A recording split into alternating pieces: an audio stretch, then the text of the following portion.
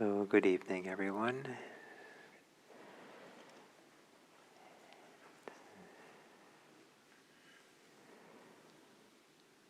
Sorry to speak into the silence. Some of you are already sitting. Speak into the silence so we can all return to the silence. There's something very profound about that. And sometimes in meditation, we're not going into meditation or going to some state, but we're returning. We're returning to a place that maybe is when we're most at home in this world, or most at home in ourselves, or most settled. So welcome. And I'll just say a couple of words, or mostly sit in silence. And that is that when you're sitting here and your mind starts its usual noise, don't struggle with that, but see if you can hear or feel or perceive the sweet stillness or silence that includes the noise, includes the sounds. In other words, reorient your attention from whatever you're thinking to what you know, what you're aware of, that doesn't require thoughts. What is your experience like when you don't use words to answer the question? Who are you when you don't use thoughts to answer the question? What is it that's beyond, or around, or in the middle of thoughts, of thinking, when you don't use thoughts to answer the question? When something else answers. And as you sit and meditate, maybe you can meditate with that something else, that some other awareness that is aware, that knows, that doesn't really require thinking. So, assuming a meditation posture,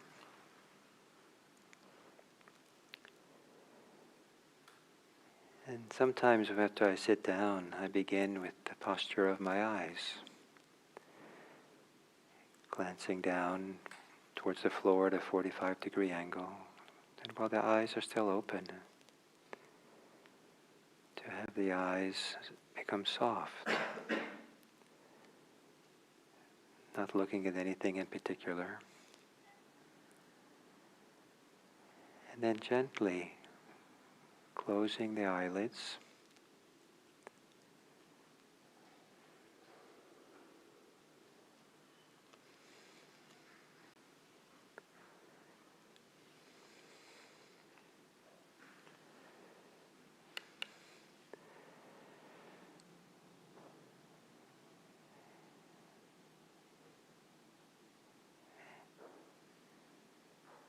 and gently, quietly relax with the exhale. Soften the shoulders.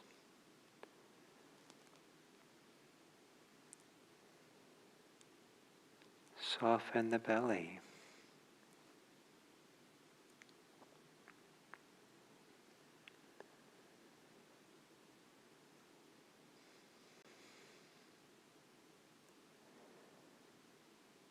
And perhaps you can soften the muscles of your face.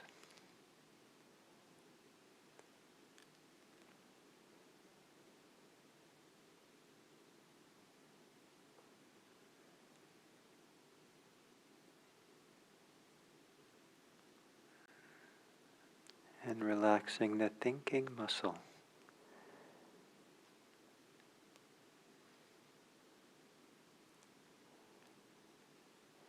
And then settling in to your breathing. And settling in can mean that you relax your mind. The relaxed mind settles in to the body.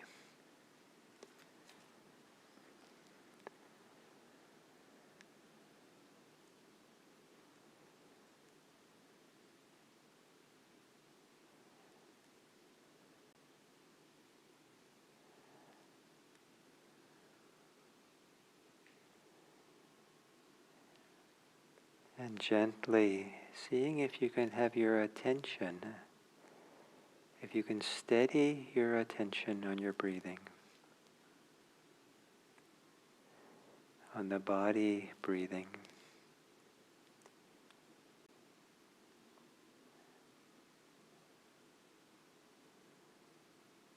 And then hang in there with your breathing.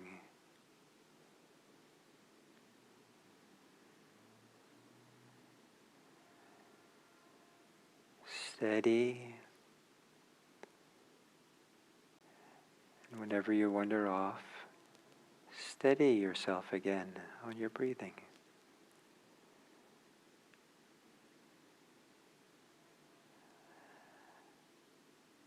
One breath at a time.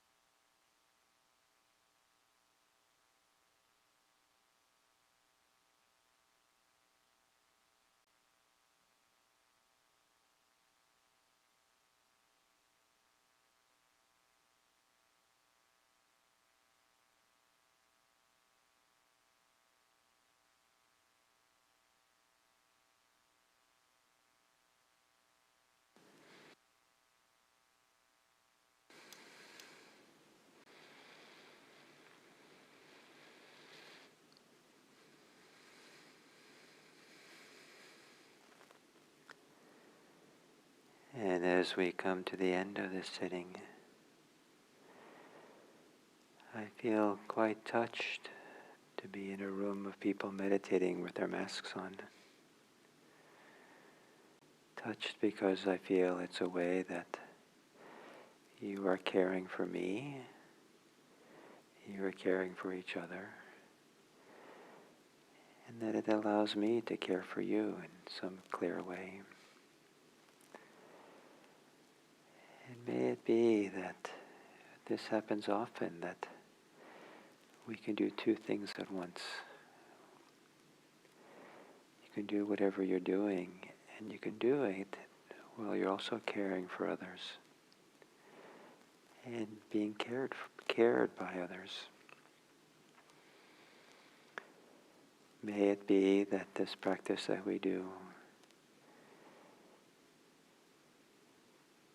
supports or develops our ability to be inspired to care, not as a duty or obligation, but it's something that is like medicine to our own hearts.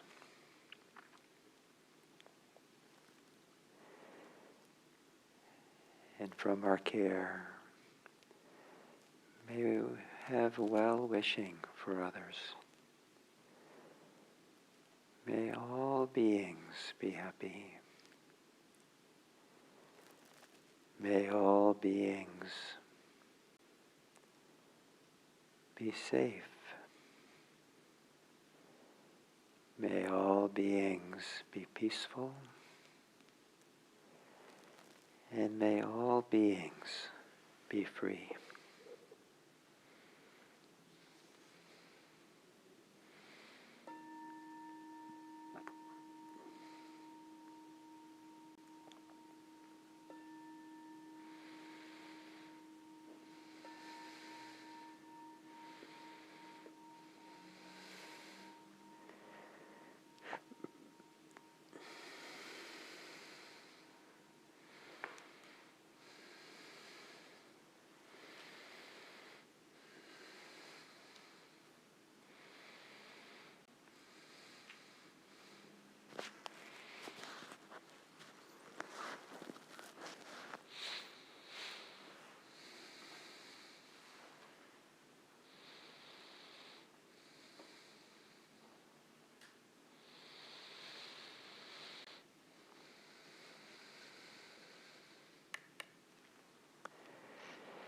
Well, welcome. It's nice to see you all again. Some of you again, some of you for the first time in a year and a half. And it's wonderful to be meditating here with you. And thank you for coming. As you were coming and we started here, I felt quite happy and kind of feeling of contentment to be sitting together. I hope it was nice for you to be here. And so, thank you.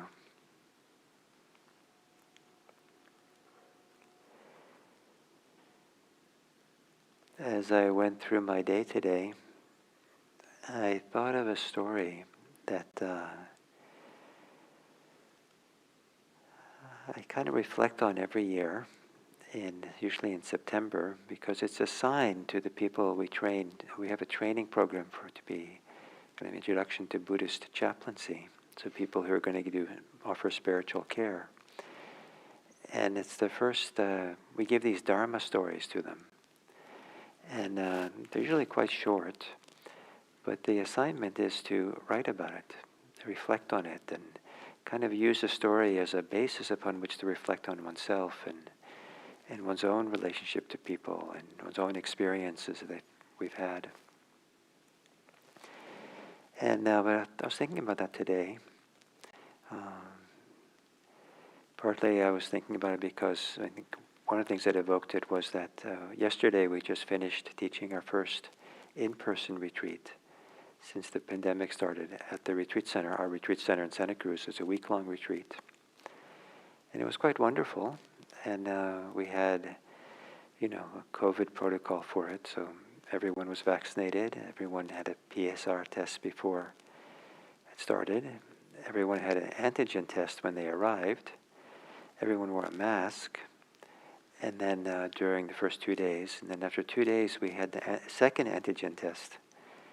And if everyone was negative, then we took off the masks. So most people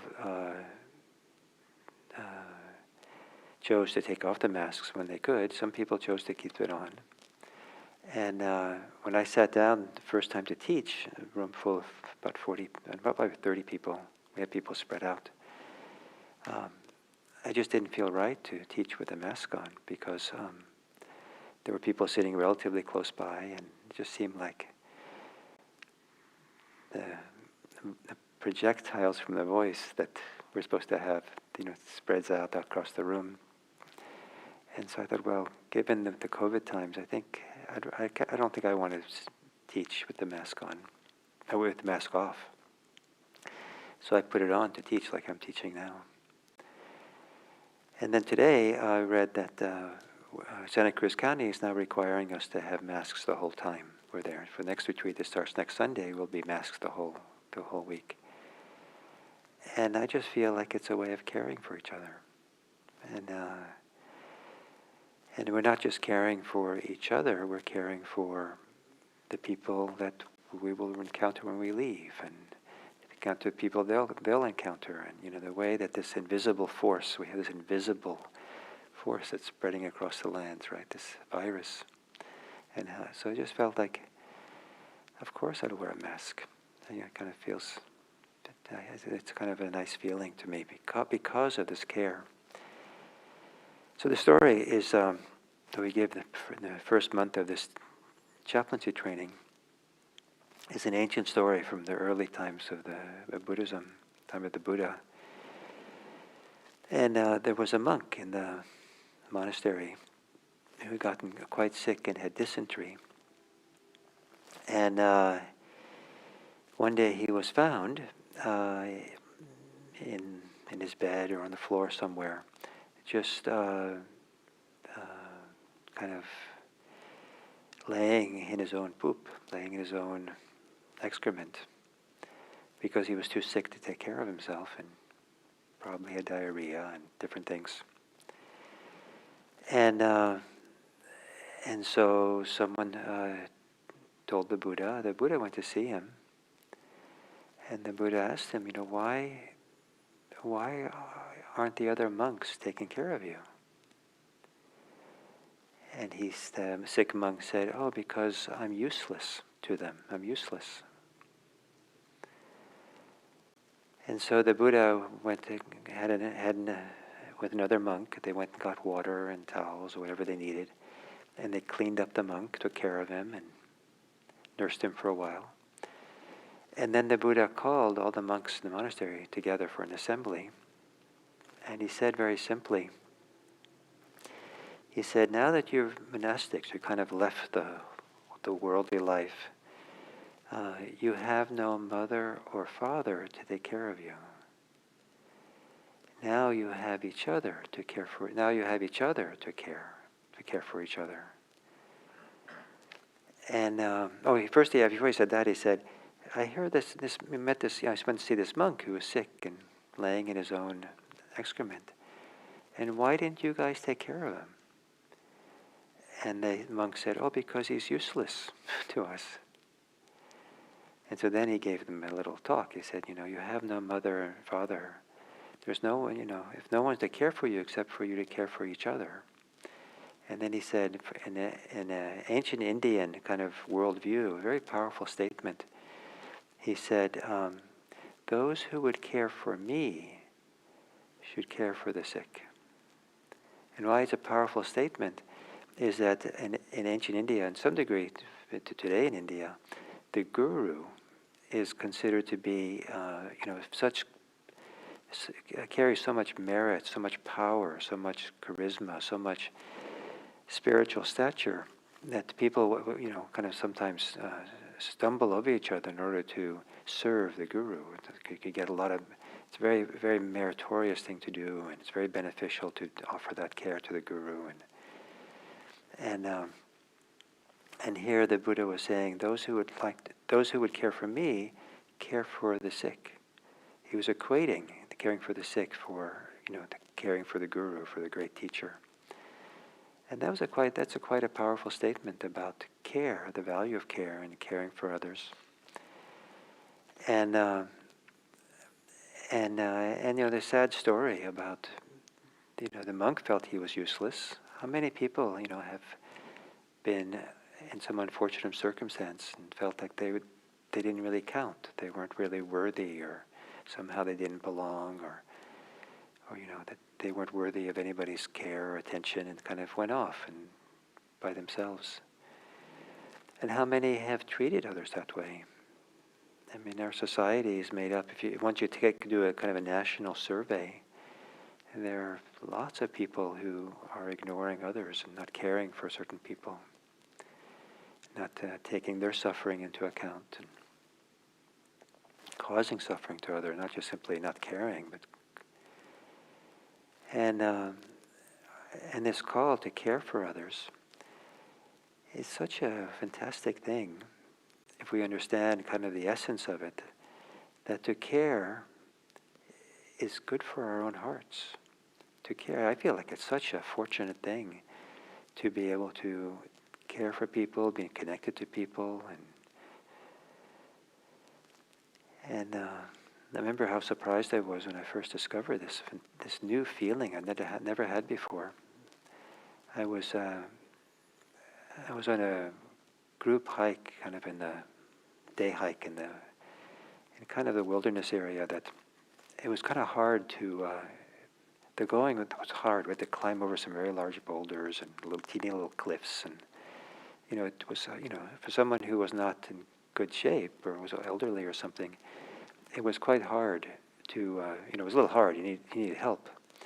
So I noticed this one woman who needed help. So I just stayed behind, made sure I was never, I was on the back near where she was. And whenever it seemed like she needed help, I was right there to kind of give her a hand or something. It seemed like a simple thing to do. But I started feeling not good about myself. It wasn't like I felt proud or anything. There's this kind of tingling, warm feeling that were kind of happening in my heart. And it was like I just couldn't wait to do it again for her, to help her because of this. It was like I don't know. I was going to say candy, but I don't know if that's the right thing to say.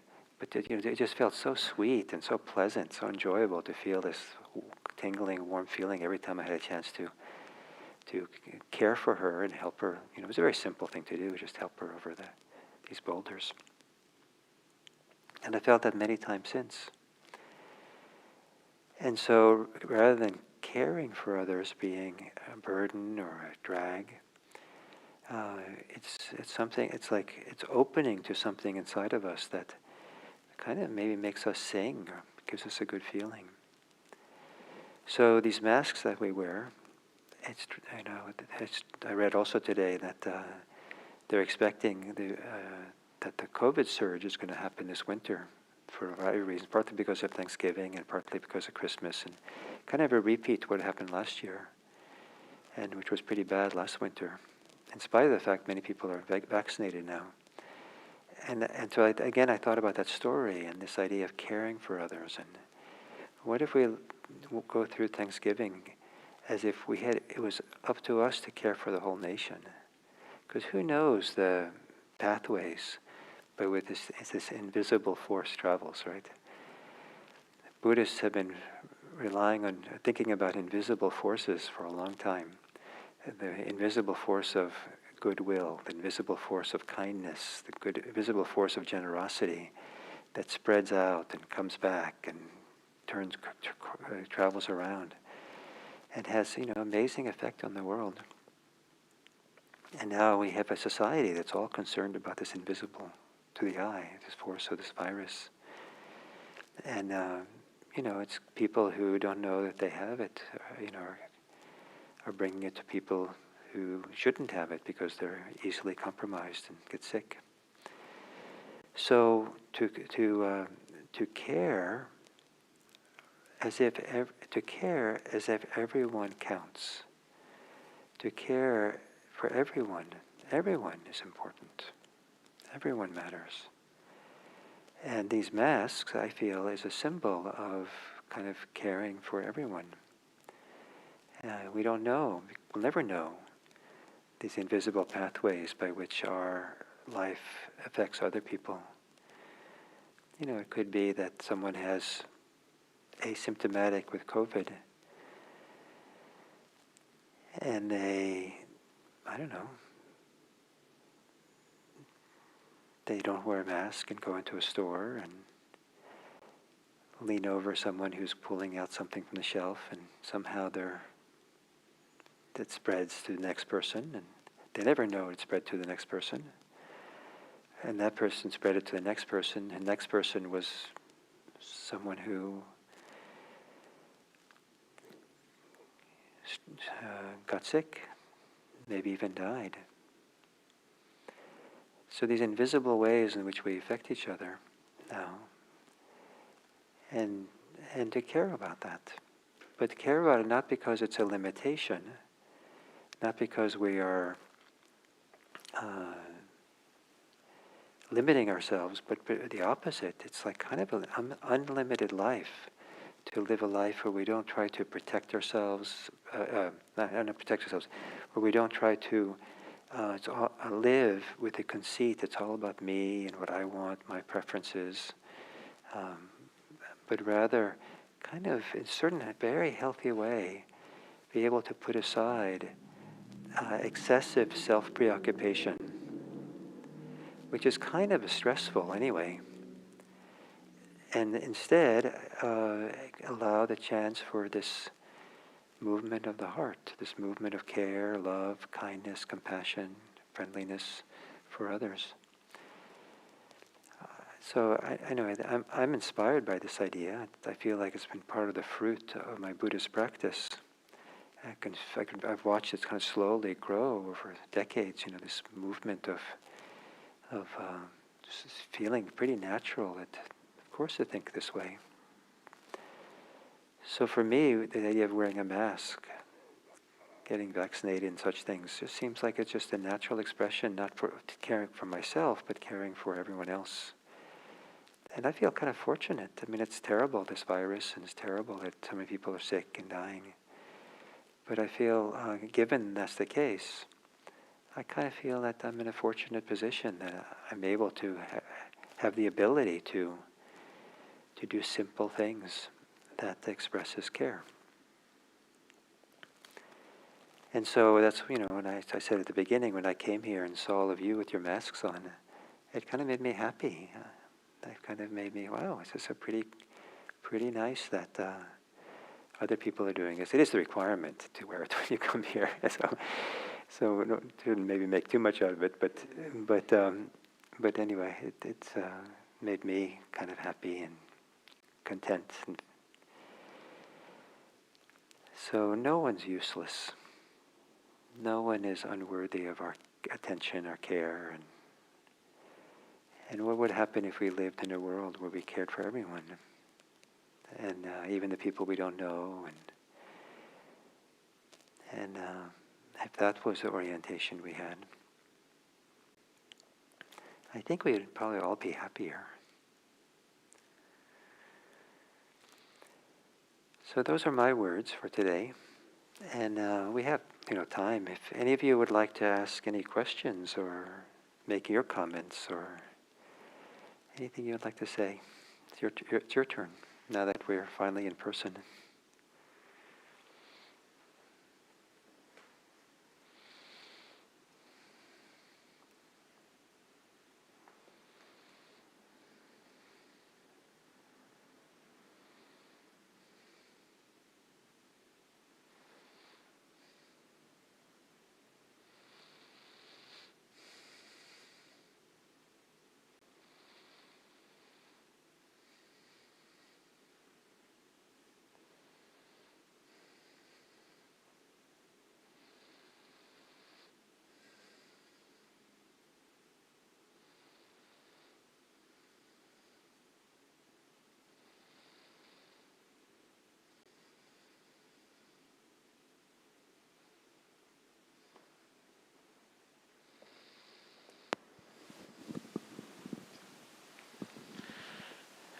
Are there any other teaching stories that come to mind relevant to the COVID situation? The COVID situation.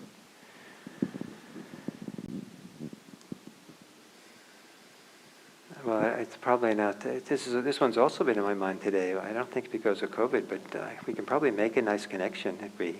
That's one of these wonderful thing about stories. You can kind of interpret them. So maybe we can make a connection. There's a story of. I've told this plenty of times, but I like it a lot. Of in India, they have these ugly little troll-like beings called yakshas, yaksha. And so there was one of these ugly little troll-like yaksha, tree spirit kind of thing, that made his way up into the heavenly realms to where the great god of the highest heaven, Brahma, the palace was, and went into the palace one day when the great Brahma wasn't there, and hobbled along and hopped up onto Brahma's chair, not chair but his throne. And no one sits on Brahma's throne but Brahma. So the other gods in the court got, kind of upset. And said, you have to get down from there. And the more upset and more angry they got at the yaksha, the bigger and bigger and more beautiful and radiant the yaksha became. And so after a while, they got frustrated, didn't know what to do anymore. They couldn't get him off, and he was getting big and strong. So they went and found Brahma and said, Brahma, this thing is happening back at the palace and on your throne. And Brahma said, oh, it's okay, I know what to do. So he went back to his palace and stood in front of his throne, stood in front of the yaksha, and bowed to the yaksha very deeply and said very kindly and friendly, I'm happy to see you, and I hope you're comfortable up there, and things are good for you, and you and your family. And as he did that, the yaksha got smaller and smaller and smaller and smaller, until at some point, poof, the yaksha disappeared. And then Brahma went on his throne, and he said, and explained, this was an anger-eating yaksha. And the more angry you get, the more food he has and the bigger he grows. So if you want to kind of deal with him, what you do is you're friendly. And then he shrinks and he disappears. So it's kind of a sad story that he has to disappear. But so can you relate that to the COVID? Yeah, I think so. Explain. There's a lot to be angry about, but it doesn't feel good. Uh-huh. And what does it feed? It feeds itself. Anger feeds anger. It makes me better at noticing things to get angry about. Oh, uh-huh. But then getting past the preoccupation with the stuff that I have the right to be angry about, getting past that feels so much better. Great. And the anger gets nothing done anyway. So if you're angry and your anger is making yourself angrier, what if I got angry at you also? Would that help you grow even more? No. Oh no, it wouldn't help the anger grow? Oh, it would help my anger grow, yeah. Yeah. So not my Buddha nature, but my anger. So we could all help and really kind of stir it up and really get it going here. Yeah. Well, sometimes I think this is one of the trends in our society is people are feeding each other's anger. And this anger yaksha is growing. And then some of it's related to this COVID, right? There's a tremendous amount of anger and hostility and that is related to this. And I think it's feeding the wrong thing, including the people who are angry at the people who are angry. So that was my attempt to tell. Anybody else has another interpretation of the story?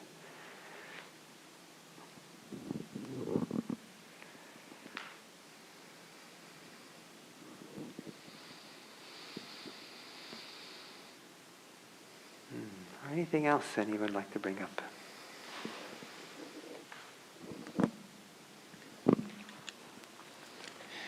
Well, this expands a little bit on your story about the masks. yesterday I had Thanksgiving dinner with my goddaughter and her family, and it was a very caring gathering. We've been doing this now for about 30 years, and none of us had masks. I mean, we were all vaccinated and things like that. So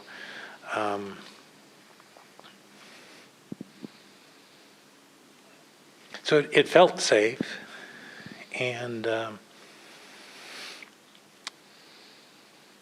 I really did feel cared for, you know. And I felt like I could care for others. My goddaughter has a 3-year-old daughter, so I'm a grand godfather as well. Yeah, so I think there's a lot of ways that we can show care for each other, and I just wanted to offer that, and you know, kind of in the spirit of Thanksgiving. Beautiful, wonderful. Yeah, there is an infinite number of ways we can care for each other.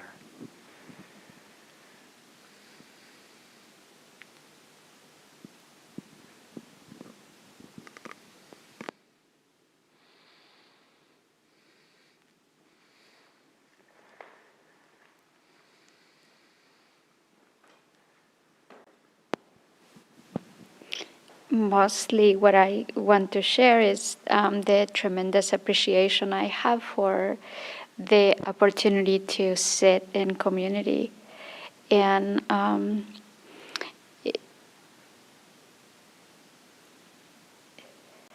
as I was going through the day-to-day driving, I had this feeling of gratitude and this sense of driving and the sense of sliding through the air. And that feeling was so common in the past before COVID and before I would come and have plenty of practice. And I was re-recognizing myself as I was having this sense of gratitude. And felt the appreciation for re-encountering the practice. Appreciation for? Re-encountering the practice, yeah. Nice. Because I lost so much of it during this time. Well, and thank you for coming today, so we can be together. Yes.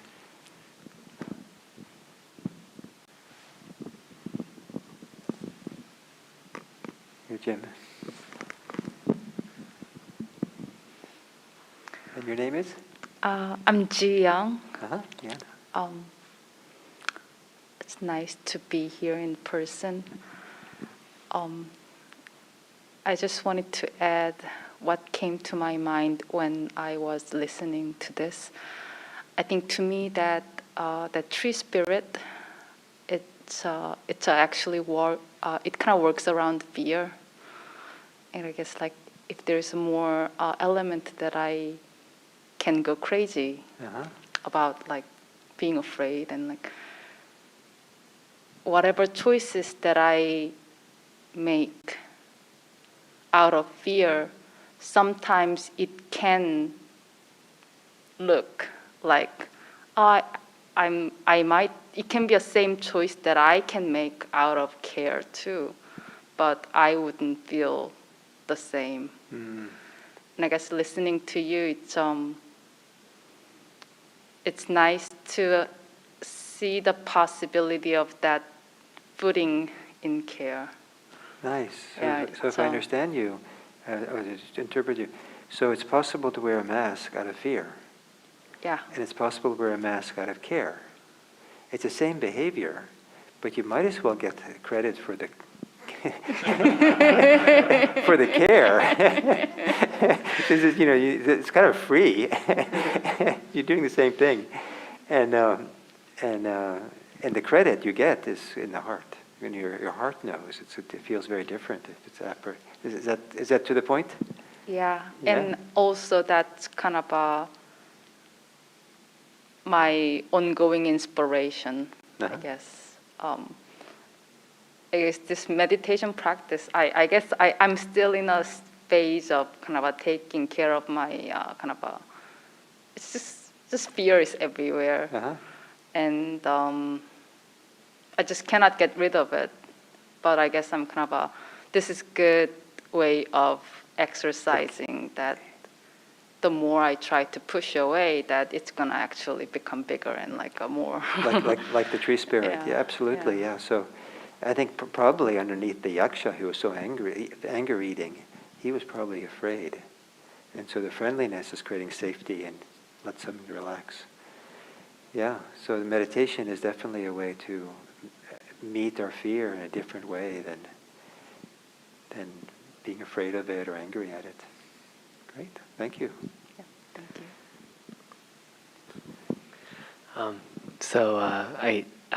This is actually my third time coming to IMC in person now. So I came last Monday, and then I came yesterday and today, and it had been such a long time, and it's just I'm so happy. And when I heard that there was they were saying there was an in-person retreat at IRC, that also just made me so happy. And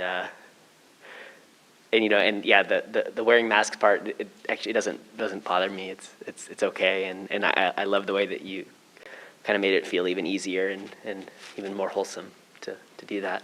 And I'm also just kind of noticing the impact. So like yesterday and today, I could just kind of feel myself sitting, and it was almost like, there's just like being in the room and being with other people meditating. It's just like almost like it's like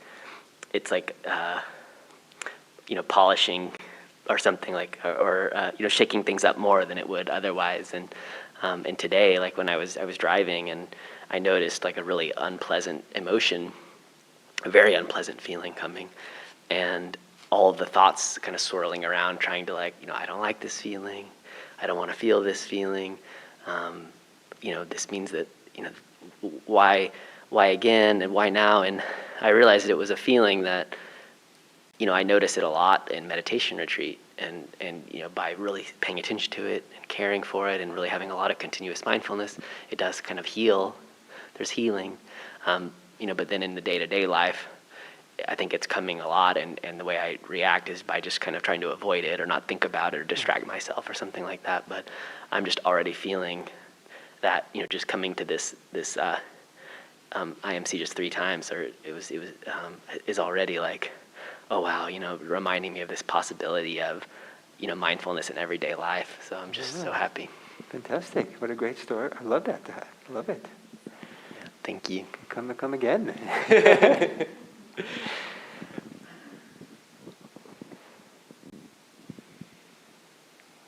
Well, it is really nice to be with all of you, and I really value the chance to be together, meditate together, and so maybe I'll see you again. And I should be back in 2 weeks because I go off and do another retreat. Diana will be here again next Monday, and take good care of yourself and care for others. Thank you.